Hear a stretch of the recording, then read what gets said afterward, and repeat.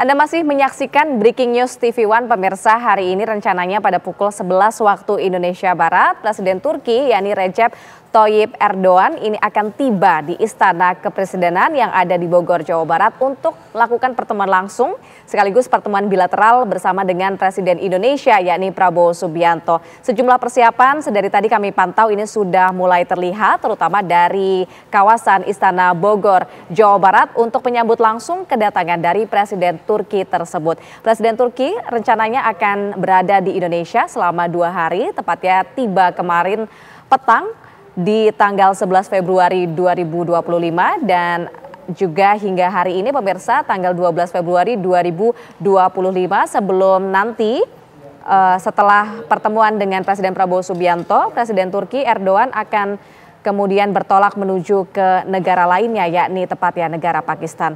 Nah, sejumlah persiapan sudah dilakukan oleh protokoler Istana Kepresidenan Bogor, Jawa Barat. Anda dapat menyaksikan di layar kaca Anda pemirsa, sejumlah pasukan berkuda juga sudah siap ini untuk menyambut langsung kedatangan dari Presiden Recep Tayyip Erdogan.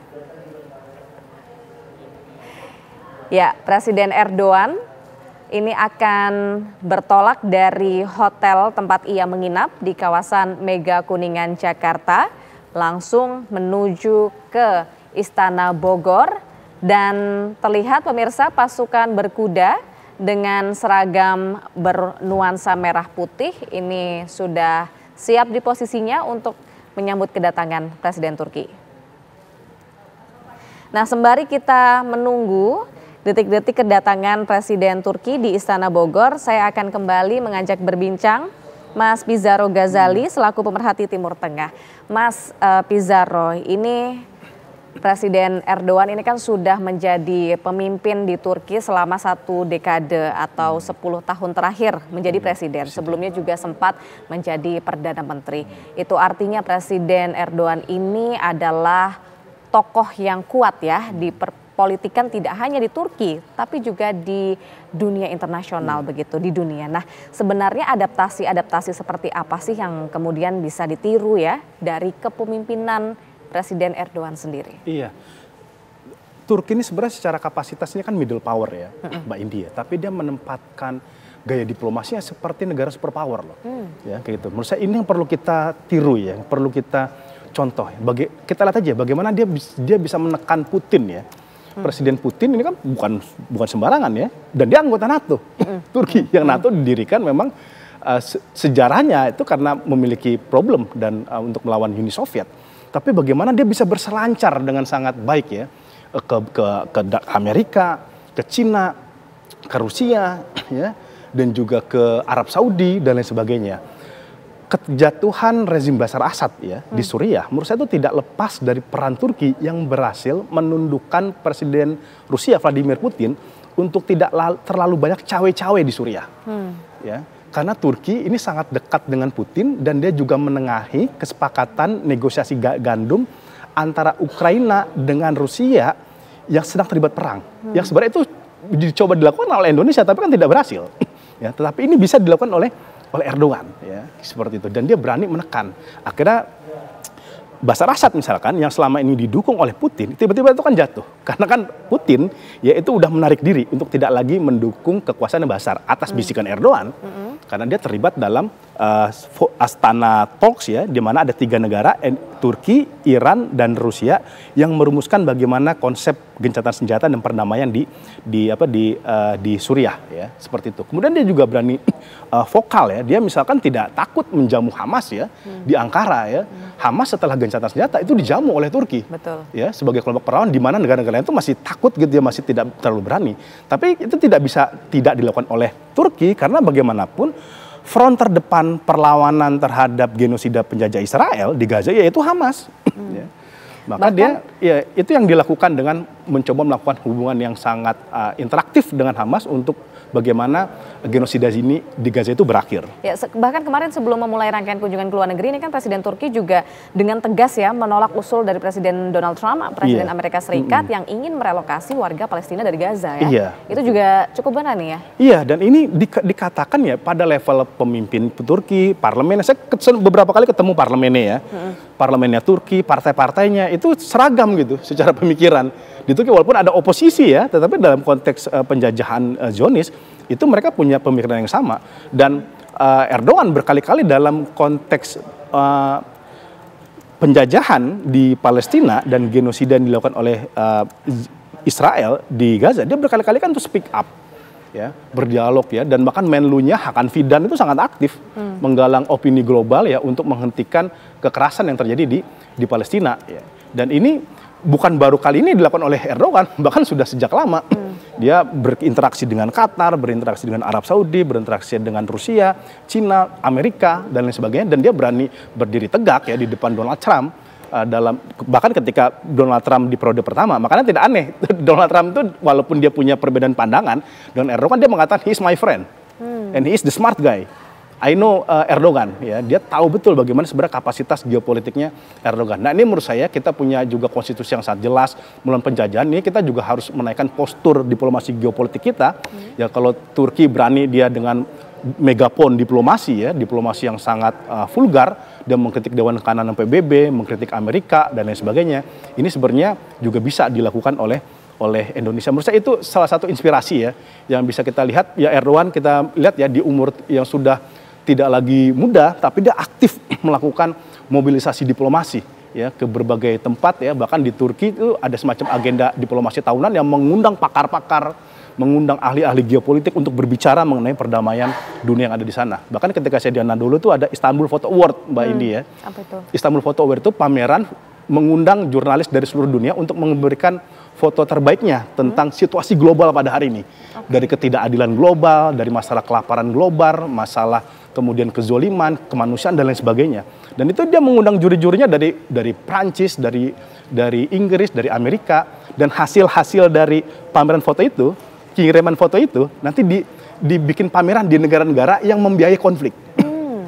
Ya, di Amerika ya, di New York ya, dan juga negara-negara yang punya hubungan koalisi dengan Amerika, di Belgia, di Jepang dan lain sebagainya. Ini bagian menurut saya diplomasi global yang sangat baik, dan itu tidak heran kita melihat Turki sekarang menjadi sebuah hegemoni yang sangat kuat di Timur Tengah, dan bahkan ini diakui oleh rekan-rekannya di Uni Eropa, rekan-rekannya di Prancis dan lain sebagainya, bahwa Turki sekarang udah semakin maju dan dia memiliki kekuatan geopolitik yang bisa menekan kejahatan yang terjadi di dunia ini. Ya, kita sembari menyaksikan ini tampilan di layar kaca Anda pemirsa.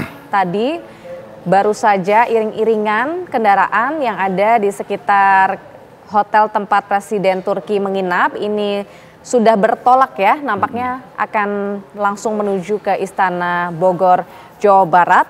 Tepatnya ini 25 menit menuju pukul 11 WIB. Tadi iring-iringan dari Presiden Turki Erdogan sudah mulai bergerak menuju ke Istana Bogor. Nah kembali ke Mas Pizarro. Mas Pizarro, kalau begitu sekuat apa sebenarnya Presiden Turki Erdogan ini di mata pemimpin-pemimpin dunia lainnya? Iya, ya kalau kita lihat ya, kalau dalam pertemuan forum internasional ya, Mbak Indi ya, di forum ekonomi dunia, di G20, di OKI, dan di PBB, ya, Presiden Erdogan itu selalu mendapatkan undangan untuk pertemuan bilateral.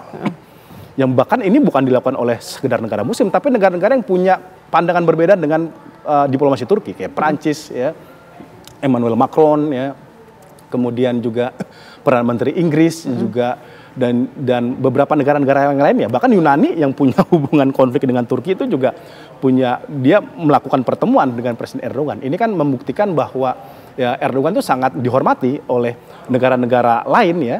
Negara-negara yang ada di kawasan Eropa dan di Timur Tengah dan lain sebagainya. Dan kita bisa melihat ya bahwa ketika industri pertahanannya ini sedang naik ya, itu pembeli itu bahkan sekarang banyak negara-negara yang sebenarnya itu bukan secara umum itu sebagai mitra kuatnya Turki ya, kayak Prancis ya, itu ingin membeli drone. Sekarang ada drone Bayraktar ya, ini drone generasi baru yang ini terbukti ampuh dalam peperangan di Suriah, di Libya, ya, kemudian di perang Azerbaijan dan Armenia dan lain sebagainya. Ini yang kemudian membuat para pemimpin dunia ini menaruh rasa hormat ya kepada Presiden Erdogan ya. Walaupun sekali lagi ya Mbak Indi, saya katakan di antara mereka juga punya masalah dengan Turki, juga punya konflik dengan Turki. Tapi karena Turki ini dia melihat pemimpin yang terus berada di rel yang on the track ya seperti itu, tidak mudah dilobi dan ditundukkan, dan bahkan ini selalu ngomong gitu Erdogan ketika ada ketidakadilan global, ini yang membuat dia memiliki peran yang sangat besar di antara para pemimpin besar dunia pada hari ini. Iya. Nah ini dia pemirsa TV One juga kita ya Mas Pizarro dapat menyaksikan langsung bagaimana pergerakan dari kendaraan kepresidenan yang digunakan oleh Erdogan ini untuk menuju ke Istana Bogor, Jawa Barat. Sudah mulai bergerak, masih di kawasan Kuningan ya ini nampaknya ya, namun sudah akan menuju ke Bogor, Jawa Barat. Nah Mas Pizarro, kalau begitu melihat bagaimana power ya yang dimiliki oleh Presiden Erdogan sendiri. Nah nantinya dengan Presiden kita Prabowo Subianto, kira-kira isu global apa saja sih sebenarnya akan dibahas antara Turki dan juga Indonesia? Ya menurut saya yang paling terdekat agenda utama ini dalam konteks geopolitik ini isu Palestina. Isu Palestina tentu, isu pasti Palestina, ya? Iya pasti, dan ini kalau kita lebih khususkan lagi ialah tentang proposal Donald Trump untuk merelokasi warga Gaza dan ancaman terbaru Donald Trump untuk melakukan peperangan di Gaza jika sandera Israel tidak dibebaskan ya, seperti secara keseluruhan pada Sabtu ini.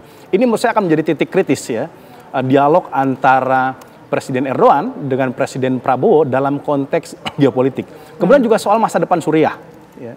Kita mengetahui sekarang di Suriah sudah ada pemerintahan baru, Ahmad Shara, presiden baru, yang aktif sekarang ke luar negeri, ke Arab Saudi, ke Qatar, ke Turki. Kemudian juga kemarin Menteri Luar Negerinya berbicara di Forum Ekonomi Dunia, ini pasti akan juga menjadi pembicaraan dengan Presiden Prabowo. Karena sampai sekarang saya nggak begitu melihat standing position yang clear dari pemerintahan Indonesia mengenai pemerintahan baru Suriah. Ya. Apakah mengakui? Ya, ataukah ini masih menunggu situasi? Tampaknya sih seperti itu ya. Tapi kalau problemnya Erdogan punya kepentingan betul di Suriah, karena dia ingin memastikan tidak ada lagi terjadi peperangan di Suriah yang itu nanti akan justru membuat gelombang pengungsi itu semakin besar. Ya, karena Turki itu menampung 4 juta. Ya, 4 juta pengungsi Suriah itu sangat besar sekali, dan sekarang udah mulai dikembalikan satu sama lain. Kemudian yang ketiga mungkin Mbak India, ini untuk penyatuan frekuensi lah sesama negara-negara Muslim ya dalam konteks geopolitik global ya. Bagaimana misalkan sikap negara Muslim dalam rivalitas antara Amerika dengan Cina ya. Kemudian berbagai isu di negara-negara Teluk ya, masalah perang Ukraina dengan Rusia yang masih terus berlangsung ya, kemudian ancaman perang di Laut Cina Selatan, karena sekarang Turki udah mulai juga melihat ASEAN dan ini juga akan berdampak terhadap perdagangannya. Nah, saya kira beberapa variabel-variabel ini akan dibicarakan ya, didiskusikan selain memang isu yang memang udah tradisional ya, isu ekonomi, perdagangan, kerjasama infrastruktur dan lain sebagainya. Nah, konteks geopolitik inilah yang akan banyak dibicarakan oleh Erdogan dan Prabowo, karena at least kita melihat ya antara Turki dengan Indonesia itu punya platform forum yang sama, ada OKI ya, G20, ada MIKTA, ada Development Aid dan lain sebagainya. Dan di sini kan terjadi diskusi antara Turki dengan Indonesia selama ini dalam konteks geopolitik, apalagi kita melihat bahwa Pak Prabowo ini juga punya postur geopolitik yang kuat. Dia berbicara di forum Shangri-La, dia berbicara kemarin di pertemuan para pemimpin dunia Islam di Kairo, yang dia mention bahwa HAM ini bukan untuk negara Islam, ketika Pak Prabowo mengkritik banyaknya terjadi eskalasi konflik di negara-negara Muslim, khususnya Palestina dan lain sebagainya. Nah, ini frekuensi inilah yang menurut saya pemimpin yang bukan sekedar punya kapasitas lokal, tetapi juga memiliki postur geopolitik global. Ya, yang ini akan sangat dimanfaatkan dengan kunjungan satu hari ya, yang secara penuh ya berdiskusi dengan Prabowo pada hari ini. Yang ini sebenarnya kan sudah pernah dibicarakan dengan Anwar Ibrahim. Berkali-kali kita lihat ya, bahkan ada public lecture tuh. Sayangnya di sini kan tidak ada public lecture sayangnya. Jadi kita tidak bisa melihat bagaimana pidato-pidato Erdogan misalkan di tempat-tempat publik yang ada di Indonesia. Nah ini sekian beberapa hal ya menurut saya terkait masalah geopolitik yang berpotensi akan menjadi diskusi yang sangat signifikan dan menarik antara kedua pemimpin ini. Ya, lalu sejauh mana Mas Indonesia dan Turki ini mungkin nantinya bisa bekerja sama dalam dunia global itu untuk berkontribusi mengatasi berbagai isu-isu yang tadi? Iya, sebenarnya memang ini perlu ada platform yang lebih kecil dan strategis ketimbang OKI, di samping OKI. Kita lihat Malaysia sekarang mereka gabung kepada The Hague Group ya, di Den Haag itu gabungan dari beberapa negara-negara lain untuk membicarakan konteks geopolitik khususnya Palestina. Nah sebenarnya itu Turki udah pernah mengajak Indonesia di Kuala Lumpur Summit 2019. Itu aliansi Turki, Qatar, Malaysia, Iran, lalu juga ada Pakistan, sayangnya saat itu Uni Emirat tidak jadi. Nah, menurut saya ada platform-platform kecil di luar OKI yang lebih maksimal lah berbicara untuk merumuskan kesepakatan global, ya, Mbak Indi. Mas ditahan dulu ya, nanti kita akan mendalaminya lebih lanjut di segmen berikutnya. Kita harus jeda terlebih dahulu pemirsa, Breaking News TV One akan segera kembali untuk Anda.